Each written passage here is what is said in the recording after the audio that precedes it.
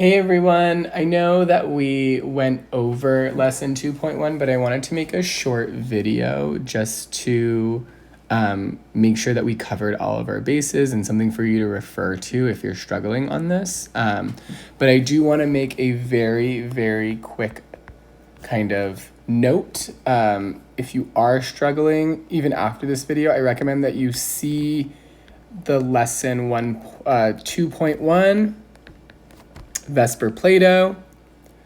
I already spelled that wrong. And you can also see the PhET simulation to help build those molecules and see them in 3D. Both of those are attached on the topics page. And we looked at both of those in class. But I do want to remind you all that Vesper stands for valence, shell, electron, pair repulsion.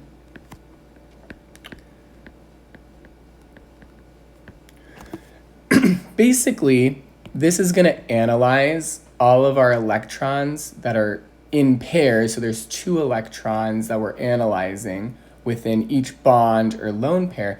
This is going to examine how the molecule actually takes shape. So let's say that we have our central molecule here. We can let's just draw 3 bonds to show kind of what shape this is going to take.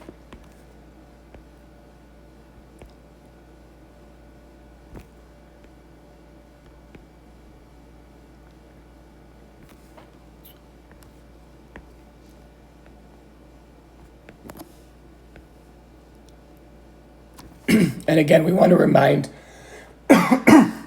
remind ourselves that these bonds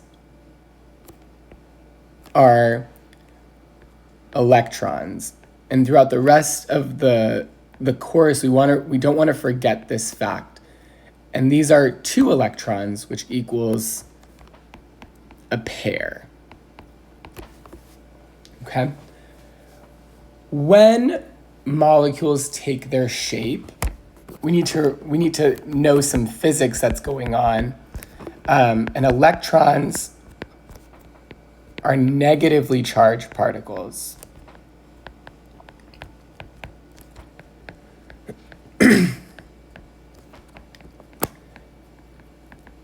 And according to the law of electrostatics,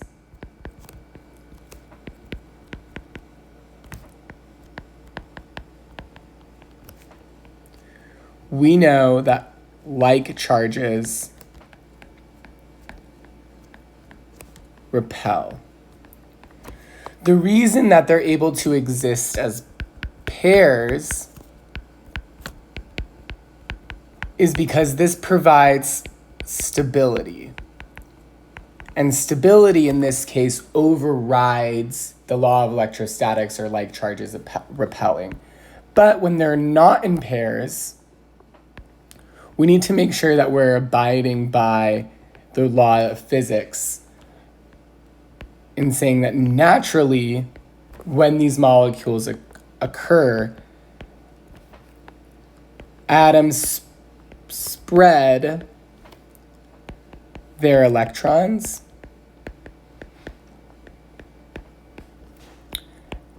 as far apart as possible.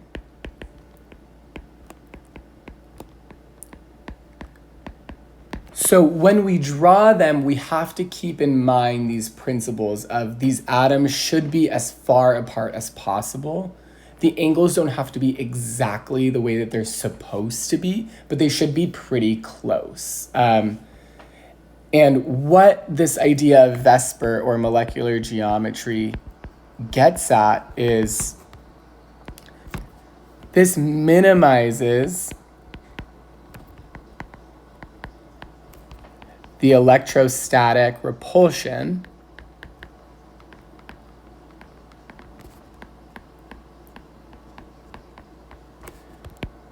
by maximizing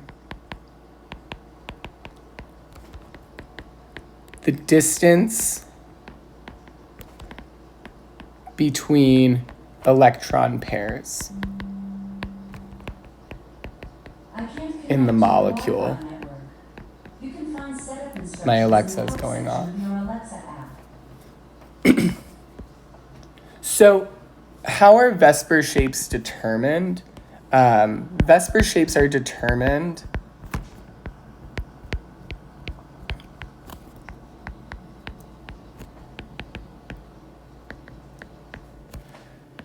by the number of domains that exist on a molecule. And a domain is either a set of lone pairs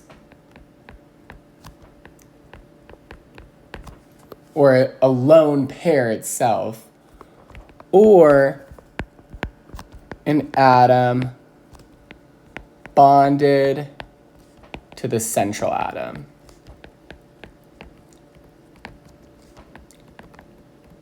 And again, it doesn't matter if that atom is bonded by a triple bond, a single bond, or a double bond. Bond order doesn't matter in this point. So the constituents or the domains that exist on the central atom, they can be a lone pair, something bonded by a single bond, a double bond, or a triple bond. That shape is not affected by the actual bond. For instance, if we had a central atom that had a double bond up here and two single bonds,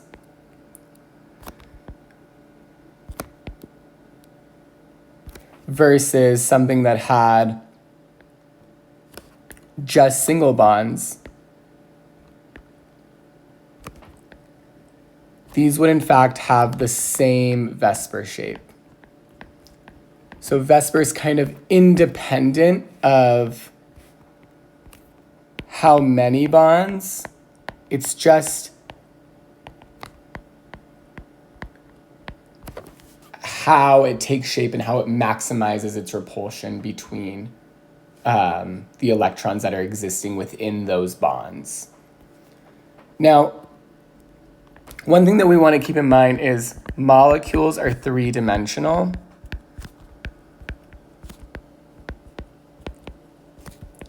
And although we're drawing them in 2 dimensions,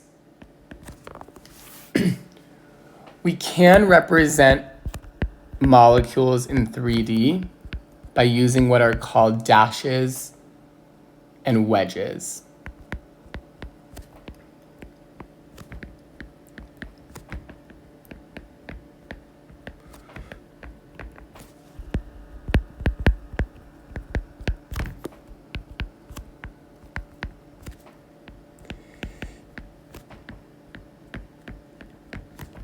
And again, you need to know when it's appropriate to do this. And I recommend going through that VSEPR Plato lecture, going on PhET, make sure that for everyone that you're drawing, you are analyzing whether that molecule needs to be drawn in 3D. And I'm going to hold you all accountable for this. We're going to make mistakes, and that's fine. But by the end of the year, we really want to make sure that we're comfortable using these 2 techniques to show molecules in 3D. So again, this itself is just a bond. This also represents 2 electrons. But in the case of it being 3-dimensional, the wedge represents a bond coming towards you.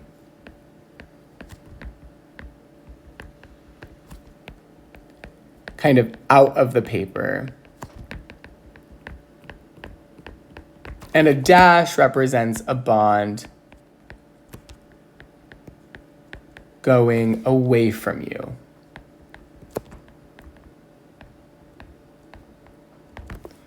Kind of behind the page. So I do want to go over a couple of examples with you, and these are very, very simple examples of how you might use VSEPR. So the first one that we can go over is CH4 or methane, and we want to predict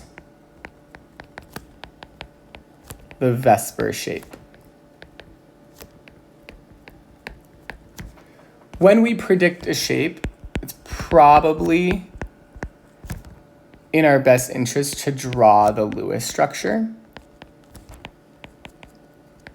And at this point, we should be able to draw them pretty quickly. And in fact, methane is going to look something like this. Our carbon is an octet. It has 8 electrons. And our hydrogens each have 2, which satisfy our their own octet. Our VSEPR shape in this case is going to be tetrahedral.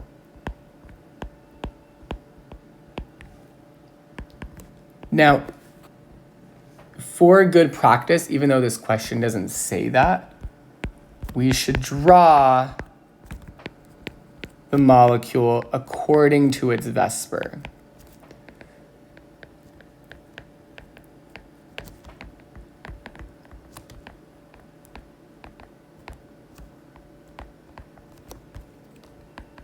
And the way that we do this in this case is we know that 2 of the bonds must be in 3 dimensions.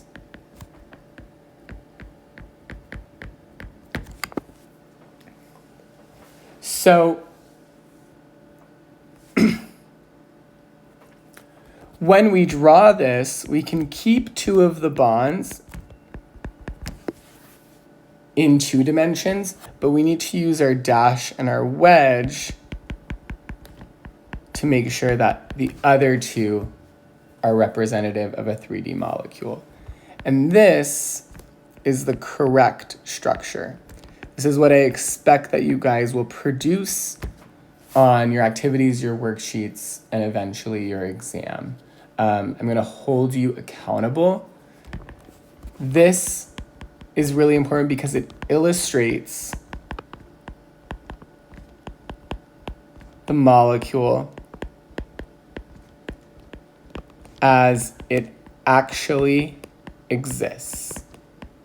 Again, I told you all, organic chem is hard.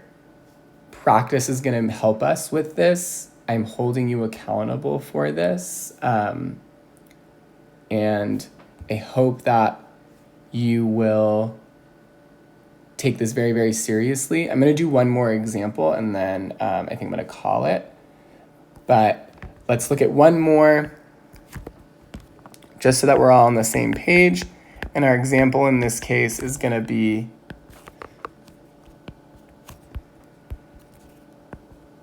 NH3.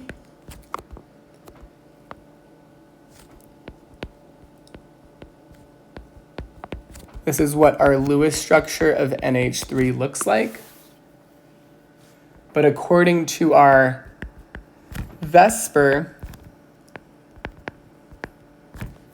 we know that this has 1, 2, 3, 4 domains. It's going to take a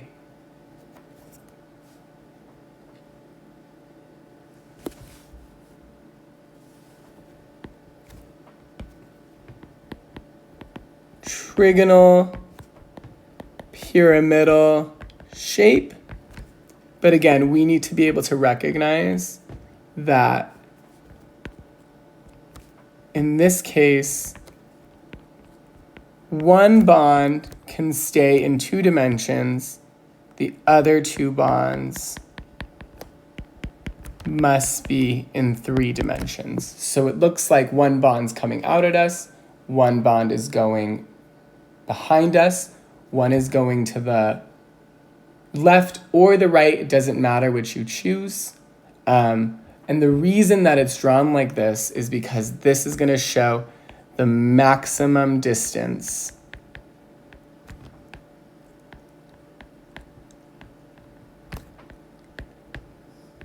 between the lone pairs and the pairs of electrons in the bonds.